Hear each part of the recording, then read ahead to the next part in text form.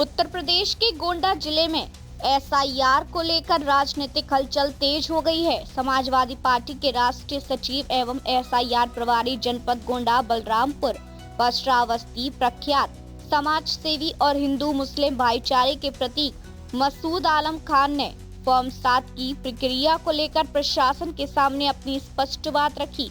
मसूद आलम खान ने संबंधित अधिकारियों से कहा कि वे किसी भी राजनीतिक दबाव में आए बिना निष्पक्ष और ईमानदारी से अपने कर्तव्यों का निर्वहन करें। उन्होंने विशेष रूप से बीएलओ कर्मियों को भारतीय जनता पार्टी के कथित दबाव में आकर काम न करने की सख्त हिदायत दी और कहा कि जनता के हित में पारदर्शिता से कार्य किया जाए। इस दौरान मसूद आलम खान ने भारतीय जनता पार्टी पर गंभीर आरोप लगाते हुए कहा कि भाजपा केवल वोट चोरी नहीं कर रही बल्कि खुली डकैती करती नजर आ रही है।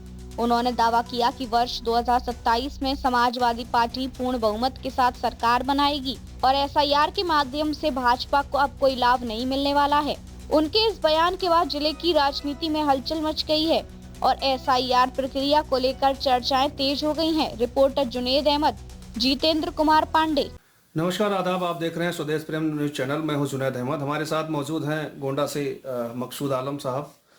एसआईआर के बारे में हम इनसे सवाल करते हैं। एसआईआर के बारे में जो अभी मुद्दा उठ रहा है, माननीय अखिलेश यादव जी उठा रहे हैं, तो उनके बारे में और एसआईआर में क्या क्या जो भी चल रहा है मामले और ये जो विधानसभा में उठाया गया है मुद्दा, उसके बारे में क्या कहना चाहेंगे भैया? सबसे पहले आपका स्वदेश प्रेम न्यूज चैनल में स्वागत है। बहुत बहुत धन्यवाद। आपके सभी व्यूअर्स का, दर्शकों का भी अभिनंदन।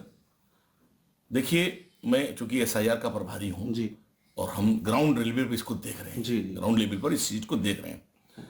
तो माननीय अखिलेश यादव जी लगातार समाजवादी पार्टी पहले दिन से इस मुद्दे को उठा रही है और बहुत गंभीरता पूर्वक इस पर काम कर रही है जी। लेकिन अभी जैसे दिन बीतते जा रहे हैं तो अब वोट की चोरी नहीं हो रही, वोट की डकैती हो रही है जी। जो ड्राफ्ट वोटर लिस्ट जारी हुए थे उसमें से खासतौर से पीडीए वर्ग के लोग और पीडीए में अल्पसंख्यक वर्ग के लोगों का या कह लीजिए मुस्लिम समाज के लोगों का वोट बड़े पैमाने पर फॉर्म 7 फर्जी तरीके से प्रिंटेड आता है। अच्छा। जैसे कहीं पर वोटर लिस्ट है, इसकी ड्राफ्ट लिस्ट है और वहां कंप्यूटर से वो बाकायदा प्रिंट होकर निकलता है, सिर्फ बेलों को दिया जाता है दस्तखत करने के लिए। जी, जी। अभी आज का नया प्रकरण है बनारस का। जी। बनारस में एक बूथ पर 844 वोट था जी। 844 में 500 वोट फॉर्म सी के तौर पर दिए गए उनको हटाने के लिए, नाम काटने के लिए। उसमें कुछ को मृतक दिखाया गया, कुछ को डिशिफ्टेड दिखाया गया। इस तरह से जी। समाजवादी पार्टी हम लोग बहुत मुस्तैदी से काम कर रहे हैं और अपने सभी लोगों को जागरूक कर रहे हैं। हमने पहले दिन से ये कहा है कि ये एसआईआर सिर्फ मतदाता सूची नहीं है, ये आने वाले दिनों में आपकी भारतीयता, आपकी नागरिकता तय करेगी और ये गवाही बनेगी। तो इसको मतदाता सूची न मानिए। दूसरी चीज, अपने बेलो जो हमारे बेलो साहिबान हैं या मैडम्स हैं, मैं उनसे कहना चाहता हूं कि आप भारतीय जनता पार्टी के दबाव में आप काम न कीजिएगा, क्योंकि आप फॉर्म दस्तखत कर देंगी, गलत काम करेंगी, अगर सही वोटों को काट देंगी तो जाहिर सी बात यह है कि कल के लिए कोर्ट से, हाई कोर्ट से लेकर सुप्रीम कोर्ट में आपको खड़ा होना पड़ेगा। समाजवादी पार्टी ने घोषणा की है, हम लोगों को प्रारूप मिल गया है। जहां पर भी गलत काम होगा, चाहे बेलो होगा, चाहे वो सुपरवाइजर होगा या कोई अधिकारी होगा, जो गलत तौर से वोट को बढ़ाएगा या गलत तौर से वोट को काटेगा, हम सब लोग उनके खिलाफ एफआईआर कराने का काम करेंगे। तो एसआईआर भाजपा का फायदा है क्या? एसआईआर से नहीं, भाजपा का फायदा तो नहीं हुआ इसमें। हाँ। इसमें तो ज्यादा नुकसान भाजपा हुआ, लेकिन अब भाजपा जो समाजवादी पक्ष के वोट हैं या पीडीए वर्ग के वोट हैं या विपक्षी वोट हैं, उनको हमने क्या कहा, वहां बैठ गए, एक आदमी के दस्तखत से 500 फॉर्म जमा करा दिए गए और उस फर्जी दस्तखत उसका भी, और ले जाकर उनको बेले को दिया गया। अच्छा। बेलों को दिया गया काटने के लिए। बेलों ने वहां मना किया कि भाई 500 लोग हम इसी गांव के रहने वाले हैं, हम जानते हैं सब लोग यहाँ मौजूद हैं, मृतक नहीं, हम कैसे काट दें? सबसे बड़ी अफसोस की बात यह है कि जब वो बेलों ने अपने अधिकारियों से शिकायत किया तो अधिकारियों ने कहा आपको दस्तखत कर देना चाहिए था, है ना? तो ये चुनाव आयोग और सरकार दोनों लोग मिलकर के यहाँ वोट को में डकैती डाल रहे हैं। मैं अपने सभी भाइयों से कहना चाहता हूं कि आप बराबर डेली आप बेलों से मिलते रहिए। 6 तारीख तक, 7 तारीख तक आप देखते रहिए कि आपका जो वोट है उसे काटने का जो दुष्चक्र चल रहा है, जो षड्यंत्र चल रहा है, आप उसे इतने दिनों में आपने मेहनत की है तो 3 दिन जो और बचे हैं उसमें भी मेहनत कीजिए। और ये जो चुनाव आयोग और जो सरकार की और भारतीय जनता पार्टी की जो आपके वोट को काटने की मंशा है वो कामयाब न होने पाए। 2027 में क्या चुनाव का मुद्दा होगा?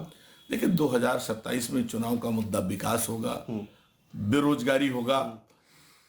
समाजवादी पार्टी की सरकार जब बनी तो आप देख रहे हैं कि चारों तरफ अच्छी सड़कें बनी, स्कूल बने, अस्पताल बने, तमाम कल कारखाने लगे।